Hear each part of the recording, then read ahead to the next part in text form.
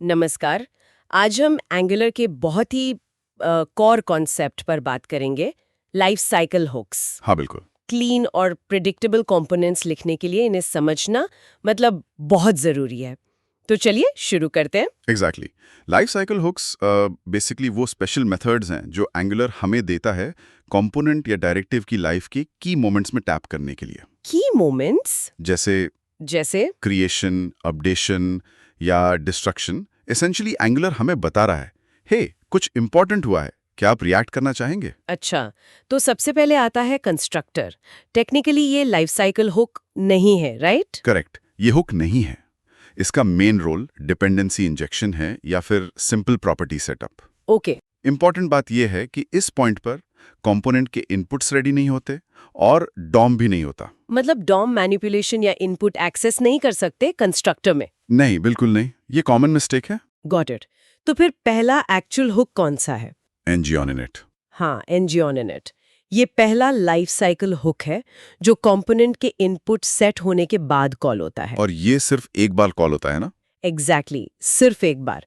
इसीलिए ये best place है डेटा फेचिंग के लिए या सब्सक्रिप्शंस इनिशियलाइज करने के लिए या कोई भी सेटअप लॉजिक जो इनपुट्स पर डिपेंड करता है। ठीक है, फिर आता है एनजी ऑन चेंजेस। हाँ, एनजी ऑन चेंजेस।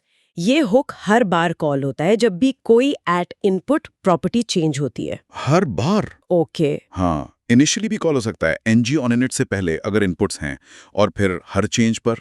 इसमें वो सिंपल चेंजेस ऑब्जेक्ट भी मिलता है ना? बिल्कुल, उसमें प्रीवियस और करंट वैल्यू की डिटेल्स होती हैं।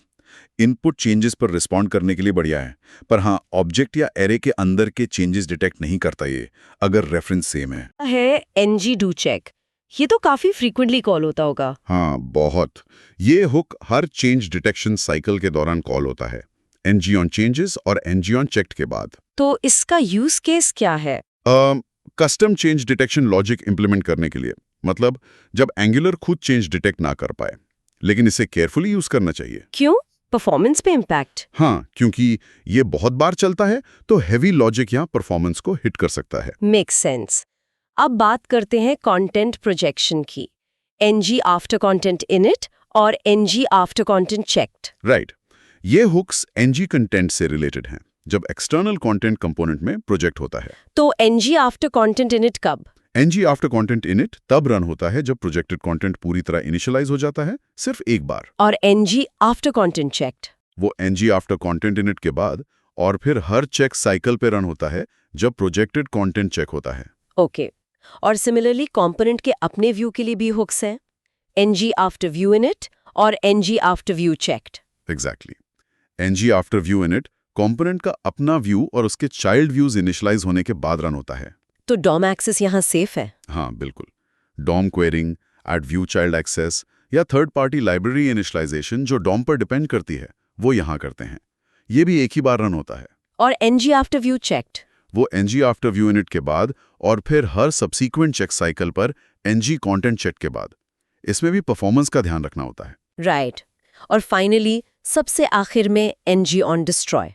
हाँ, ये बहुत क्रिटिकल है क्लीन अप के लिए। क्लीन अप मतलब? कंपोनेंट के डॉम से रिमूव होने से ठीक पहले ये कॉल होता है। यहाँ पर रिसोर्सेज रिलीज करना जरूरी है। जैसे कि ऑब्जर्वेबल से अनसब्सक्राइब करना, इवेंट लिसनर्स डिटैच करना, टाइमर्स स्टॉप करना, मेमोरी लीक्स प्रिवेंट करने के लिए ये एसेंशियल है। वाओ, ये तो काफी डिटेल्ड प्रोसेस है। तो एक क्विक रिकैप कर लेते हैं। हाँ sure. Constructor, basic setup, dependency injection, inputs DOM नहीं। Correct. Ng on init, initialization logic, data fetching. एक बार। हाँ। NG on changes, input changes पर रिएक्शन, हर बार चेंज पर। बिल्कुल। Ng do check, custom change detection, हर साइकिल में परफॉर्मेंस का ध्यान रखना है। Right. Ng after content init, checked projected content ng content के लिए। हाँ जी। Ng after view init, checked component के अपने व्यू चिल्ड्रन के लिए, डॉम रेडी। एग्जैक्टली। और एनजी ऑन डिस्ट्रॉय, सबसे important, clean up activities, memory leaks prevention. Perfect summary.